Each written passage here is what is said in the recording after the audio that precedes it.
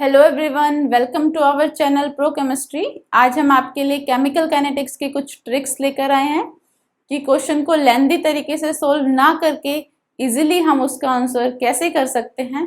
तो कई बार आपको क्वेश्चन में पूछा जाता है कि बताओ T 75% अपॉन T 50% रेशो बताओ। कई बार क्वेश्चन में पूछा जाता है कि बताओ कि मान लो कि 50% रिएक्शन कंप्लीट हो रही है 100 सेकेंड में, तो बताओ 75% रिएक्शन कितने टाइम में कंप्लीट होगी। इस टाइप के कई बार क्वेश्चन पूछे जाते हैं, तो आज हम देखेंगे कि इनको कैसे सोल्व करते हैं। तो देखो, सबसे पहले जो आपको पता होना चाहिए वो ये कि टी हाफ मतलब हाफ टाइम, मतलब T 50%, ठीक है। उसका रिलेशन इनिशियल कंसंट्रेशन के साथ क्या होता है, ठीक है। टी हाफ कब होता है? जब हमारी इनिशियल कंसंट्रेशन, जो हम इनिशियल कंसंट्रेशन किसी भी कंपाउंड की लेके चले हैं, वो हाफ हो जाती है, ठीक है। उस टाइम हम टी हाफ को देखते हैं।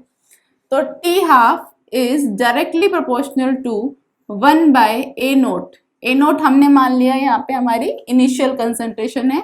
ए नोट हम इनिशियल कंसंट्रेशन ठीक है। ए नोट n-1, ठीक है। n यहाँ पर क्या है? ऑर्डर। n यहाँ पर क्या है? ऑर्डर ऑफ रिएक्शन, कि क्या ऑर्डर है, ठीक है। हम जीरो ऑर्डर पढ़ते हैं केमिकल काइनेटिक्स में, फर्स्ट ऑर्डर, सेकंड ऑर्डर, यहाँ तक हम पढ़ते हैं, ठीक है। तो अब सबसे पहले आप आ जाओ जीरो ऑर्डर पे, ठीक है। जीरो ऑर्डर, सबसे पहले हम रिलेशन देखेंगे कि टी हाफ का रिलेशन क्या होता है इनिशियल कंसंट्रेशन के साथ, ठीक है। जीरो मतलब n की value zero, n is equal to zero, तो ये क्या हो गया? T half is inversely proportional to a की पावर 0-1, ठीक है। और किसी की भी पावर 0-1 मतलब क्या हो गया? ए नोट की पावर -1 है, तो क्या चला जाएगा? ऊपर चला जाएगा। तो मतलब टी हाफ क्या हो गया? डायरेक्टली प्रोपोर्शनल हो गया ए नोट के। मतलब जीरो ऑर्डर जब होगा हमारा, तो टी हाफ डायरेक्टली प्रोपोर्शनल होगा इनिशियल कंसंट्रेशन के, ठीक है। सिमिलरली जब n इज इक्वल टू 1 है, 1 मतलब फर्स्ट ऑर्डर है, जब फर्स्ट ऑर्डर रिएक्शन है, फर्स्ट ऑर्डर रिएक्शन के लिए क्या होगा? टी हाफ, वही हम रिलेशन लिखेंगे, ए नोट n-1, ठीक है। n की वैल्यू पुट कर दो, कितनी? 1 फर्स्ट ऑर्डर के लिए, तो ये कितना हो गया? 1 1 - 1 कितना हो गया? 0। तो T half is inversely proportional to a nought की पावर 0, और किसी की भी पावर 0 मतलब 1, कुछ भी नहीं होता, किसी की भी पावर 0, उसकी वैल्यू कितनी होती है? 1। तो टी हाफ जो है फर्स्ट ऑर्डर के केस में इंडिपेंडेंट है, मतलब डिपेंड ही नहीं करता, इंडिपेंडेंट है किस पर? ए नोट पर, इनिशियल कंसंट्रेशन पर, ठीक है। ये हो गया हमारी बात फर्स्ट ऑर्डर की। फिर हम आते हैं सेकंड ऑर्डर पर। Second order reaction, second order reaction में क्या हुआ? T half is inversely proportional to a nought n-1। n की जगह आप क्या पुट कर देंगे? 2। तो ये क्या हो गया? T half is inversely proportional to a nought की पावर 2-1 इज 1। मतलब T half is inversely proportional to initial concentration. तो यहां पर हमारा क्या हो गया? टी हाफ सेकेंड ऑर्डर के केस में इनवर्सली प्रोपोर्शनल है ए नोट के, ठीक है। तो क्वेश्चन सोल्व करने के लिए हमें तीनों चीजें पता होनी चाहिए। क्या? कि जीरो ऑर्डर के केस में टी हाफ डायरेक्टली प्रोपोर्शनल होता है इनिशियल कंसंट्रेशन के, फर्स्ट ऑर्डर के केस में इंडिपेंडेंट होता है, डिपेंड नहीं करता, और सेकेंड ऑर्डर के केस में इनवर्सली प्रोपोर्शनल होता है, ठीक है। चलो तो क्वेश्चन पे आते हैं कि क्वेश्चन कैसे सोल्व करने, इस बात पर हम आते हैं। मान लो कि ये हमने तीन चीजें जो हमने पढ़ ली वो क्या थी? कि n जब 0 था, ठीक है। सबसे पहले हम इसकी बात करते हैं कि n जब 0 है, ठीक है। n 0 के केस में टी हाफ क्या था? Directly proportional to a nought, कि इनिशियल कंसंट्रेशन की क्या है, डायरेक्टली प्रोपोर्शनल है। ठीक है, मान लो ये हमारी कोई इनिशियल कंसंट्रेशन थी, कैपिटल ए नोट मान लो या स्मॉल ए नोट, जो भी आप लेके चलो। ठीक है, अगर मैं इसको आधी रिड्यूस कर देती हूँ, मतलब इनिशियल का हाफ कर देती हूँ, तो हम उसको क्या बोलते हैं कि वो उसकी क्या है, टी हाफ है ना, मतलब 50% रिएक्शन कंप्लीट हो चुकी है। भाई किसी कंसंट्रेशन का जो हमने इनिशियली लिया उसका हाफ हो गया, मतलब क्या हो गया, 50% रिएक्शन कंप्लीट हो गई। टी हाफ मतलब क्या है भाई, टी हाफ मतलब टी 50%। ठीक है, ऐसे ही टी 3/4 मतलब टी 75%। ठीक है, तो ये हमारी हो गई टी हाफ। अब देखो, अगर मैं अब ये हमारी मान लो हमने ये हमारी कंसंट्रेशन है, इसको अगर मैं हाफ कर दूं, इसको अगर मैं हाफ कर दूं, इसको मैं हाफ करूंगी तो क्या हो जाएगा, ये ए नोट बाय 4 है ना भाई। इसको अगर मैंने हाफ किया तो ये ए नोट बाय 4। अब देखो जब ऑर्डर 0 है तो मैंने कहा कि टी हाफ डायरेक्टली प्रोपोर्शनल है ए नोट के। अगर मैंने ए नोट को आधा किया है, अब भाई इसको भूल जाओ थोड़ी देर के लिए, अब ये हमारी जो है वो क्या है, ये है, इसको अगर मैंने आधा किया है तो यहाँ पर जो टी हाफ था उसका भी क्या हो जाएगा, आधा हो जाएगा। मान लो कि यहाँ पर मैंने टी हाफ मान ली कि 10 है, कितनी है, 10 सेकंड है। ठीक है, तो जब मैंने इसका आधा किया तो ए नोट भी मतलब ए नोट को जब मैंने आधा किया, कंसंट्रेशन को हाफ किया, तो टी हाफ भी क्या हो जाएगी, हाफ हो जाएगी। तो 10 की कितनी हो जाएगी, 10/2, तो कितनी हो गई, 5।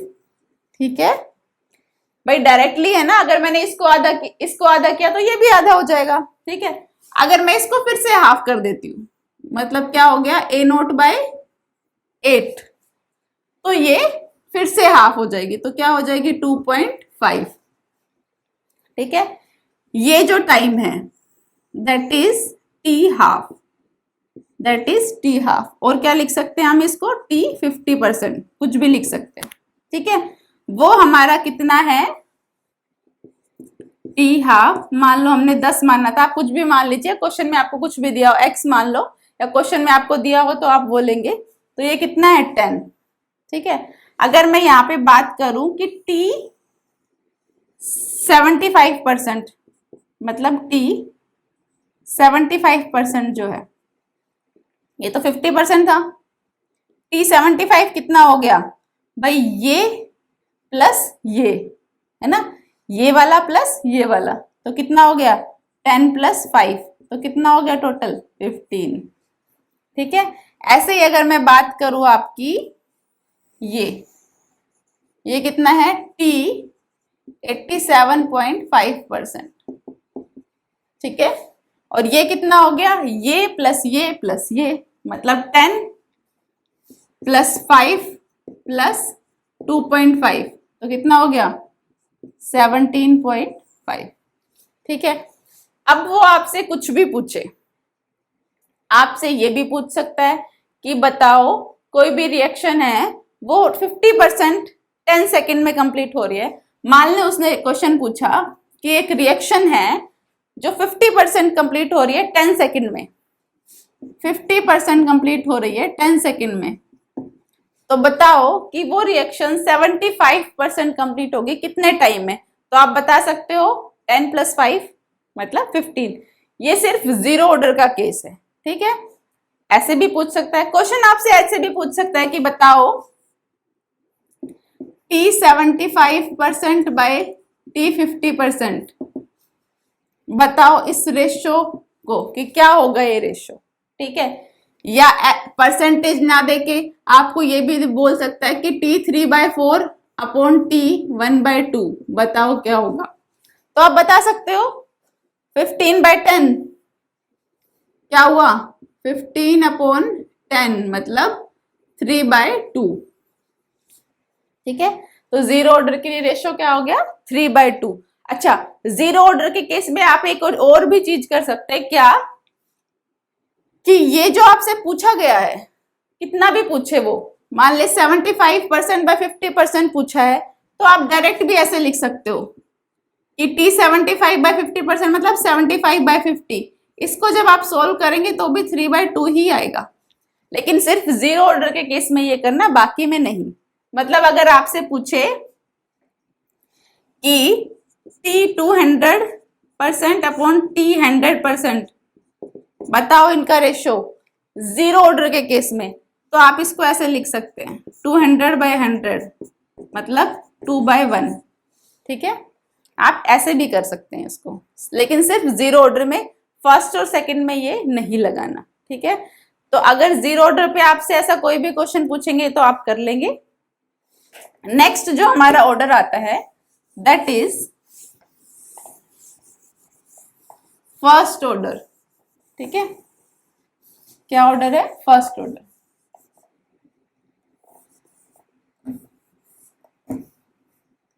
अब देखो n इज इक्वल टू 1 जब होगा, n1 हम क्या बोल रहे हैं कि t हाफ जो है इंडिपेंडेंट है। क्या है? इंडिपेंडेंट है किस पर? a नोट पर। कि t हाफ डिपेंड ही नहीं करता a नोट पर, है ना। तो अगर जब हम a नोट से a नोट जाते हैं, हम क्या बोलते हैं कि इनिशियल कंसंट्रेशन जब आधी हुई है तो वो क्या है? t half. ठीक है, अगर हम इसको और हाफ कर देते हैं, a नोट बाय 2 को हमने फिर से हाफ कर दिया, मतलब a नोट बाय 4। अब हमने इनिशियल कंसंट्रेशन को तो हाफ कर दिया, लेकिन t हाफ पर इसका कोई इफेक्ट नहीं पड़ेगा, क्योंकि हमें पता है फर्स्ट ऑर्डर के केस में t half is independent of initial concentration. तो यहां पर भी t हाफ, अगर मान लो यहाँ पे 10 थी या x थी, तो यहां पर भी कितनी रहेगी? 10 ही रहेगी। अगर हम इसको फिर से हाफ कर देते हैं, मतलब a नोट बाय 4, तब भी ये कितनी रहेगी? 10 ही रहेगी। ठीक है, तो अगर अब आपसे पूछे ये तो कितना था? t 50%, t 50% कितना था? मान लो 10 था। t 75% कितना हो गया? 10 + 10 दैट इज 20। ऐसे ही अगर आपसे पूछे t 87.5%, तो ये कितना हो गया? 10 + 10 + 10 कितना हो गया? 30। ठीक है, तो आपसे इसमें भी अगर पूछे कि बताओ t 75%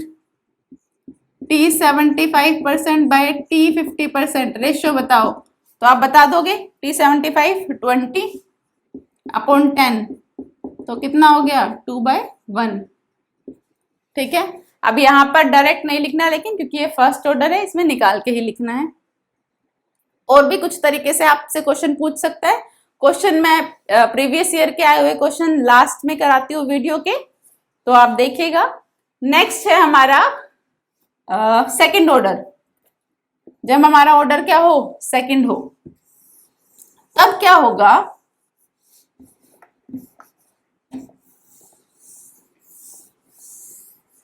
सेकंड ऑर्डर के केस में हमें पता है कि जो टी हाफ है वो इनवर्सली प्रोपोर्शनल है ए नोट के इनिशियल कंसंट्रेशन के। तो मैंने कहा जब हमारी इनिशियल कंसंट्रेशन ए नोट थी, मैंने इसे हाफ हाफ कर दिया, तो ये हमारा क्या होता है? T half. ठीक है, अगर मैं इसको फिर से हाफ कर देती हूँ, अब मैंने मान लो इसको इनिशियल मान लिया, इसको हाफ कर दिया, तो अब अगर जब मैंने कंसंट्रेशन को हाफ किया है तो टी हाफ पे क्या इफेक्ट पड़ेगा? भाई इनवर्सली है, इसको अगर मैं हाफ करूंगी तो ये क्या हो जाएगा? डबल। ठीक है, तो अगर मैंने कंसंट्रेशन को हाफ किया है, तो ये मान लो यहाँ पर 10 था, तो ये कितना हो जाएगा? 20, है ना। ये कितना हो जाएगा? 10 × 2 20। ठीक है, ऐसे ही अगर मैं इसको फिर से हाफ करूंगी तो ये क्या हो जाएगा? इसका डबल, मतलब 40। ठीक है, तो यहां पर अगर मैं आपको बोलूंगी कि t 50% निकालो, तो कितना आएगा? 10, और t 75, तो ये कितना आ जाएगा? 10 + 20 कितना हो गया? 30। तो अगर अब आपसे रेशियो पूछेगा सेकंड ऑर्डर के केस में, तो आप क्या निकालोगे? t 75/t 50 कितना हो गया? ये 30/10, तो 3/1। ठीक है, तो आप ऐसे क्वेश्चन कर सकते हैं। अभी मैं आपको कुछ प्रीवियस ईयर क्वेश्चन बताऊंगी जो आप डायरेक्ट कर सकते हैं। ठीक है,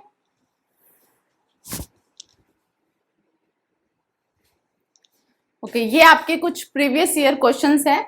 ये जेई का क्वेश्चन है, ये नीट के क्वेश्चंस हैं। देखिए, इसने बोला if 50% of a reaction in 100 second, 50% reaction 100 second में कंप्लीट हो रही है and 75% of reaction in 200 second, और 75% रिएक्शन क्या हो रही है 200 सेकेंड में हो रही है, तो इसका ऑर्डर बताओ कि ये कौन से ऑर्डर का है। अब देखो, 50% मैंने बोला कि कोई भी एक इनिशियल कंसंट्रेशन थी, हमने उसको A0/2 किया, तो वो हमारी क्या है 50%, मतलब 1/2, और वो किस में हो रही है 100 सेकेंड में। ठीक है, अगर मैं इसको फिर से हाफ कर दूं, मतलब A0/4 है ना, तो ये क्या होगी, फिर से अगर 100 सेकेंड में हो रही है तो ही 75 तक 100 + 100 200 हो पाएंगे। ठीक है, तो ऐसा किस केस में होता है, जब इस पे कोई फर्क ही नहीं पड़ता टी हाफ पर इनिशियल कंसंट्रेशन का, फर्स्ट ऑर्डर के केस में, तो ये क्या हो गई फर्स्ट ऑर्डर के केस में। ठीक है, तो T 75% जब हमारी कितनी है 200, मतलब 100 ये वाला पोर्शन प्लस 100 यहाँ तक का, तो कितना हो गया 200। अगर कोई और केस होता जिसमें T हाफ पे फर्क पड़ता, तो यहाँ पर 100 नहीं आता, इसका हाफ आता, मतलब या तो 50 आता या डबल आता, है ना। तो ये क्या हो गया फर्स्ट ऑर्डर। ठीक है, सेकंड क्वेश्चन है हमारा कि 75% of a zero order reaction completes in 4 hour. ठीक है, कि हमारा 75% किसी रिएक्शन का 4 घंटे में कंप्लीट हो रहा है, तो बताओ 87.5 of the same reaction completes. अब उसने बता दिया है कि जीरो ऑर्डर रिएक्शन है, जीरो मतलब डायरेक्टली प्रोपोर्शनल। ठीक है, कि जब भी हम इसको हाफ करेंगे, जब भी कंसंट्रेशन को हमने हाफ किया 75 से 87.5 किया, तो हमारा क्या होगा, जो टाइम है वो भी हाफ हो जाएगा, मतलब 4 का कितना हो जाएगा 2, है ना, तो 2 आवर, तो हमारी 87.5 तक पूरा होने में कितना हो जाएगा कि भाई 4 + 2, तो कितना हो जाएगा 6 आवर। ठीक है, तो आंसर क्या हो जाएगा 6 आवर। ठीक है, नेक्स्ट हमारा क्वेश्चन है which option is valid for zero order reaction. अब जीरो ऑर्डर रिएक्शन उसने दे रखी है, हमें ऑप्शन बताने हैं। जीरो ऑर्डर में मैंने आपको बताया है कि जब भी जीरो ऑर्डर हो और ऐसा कुछ हो कि ये है T 3/4 अपॉन T हाफ। ठीक है, तो इनको डायरेक्ट लिख के डिवाइड कर दो, मतलब 3/4 को डिवाइड कर दिया हाफ से, तो ये हो गया दिस 1/2, 2 1 जा 2, 2 2 जा 4, तो ये कितना आ गया 3/2। तो हम क्या लिख सकते हैं, ये वाला ऑप्शन हमारा करेक्ट हो सकता है, T 3/4 = 3/2 ऑफ T हाफ। ठीक है, जीरो ऑर्डर के केस में जो भी आपको T के साथ दिया हो उनको डायरेक्ट डिवाइड करके लिख दो, तो आपका जो है आंसर आ जाएगा। ठीक है, तो ये थी हमारी केमिकल काइनेटिक्स की ट्रिक। अगर आपको ट्रिक्स पसंद आई हो तो please like share and subscribe my channel.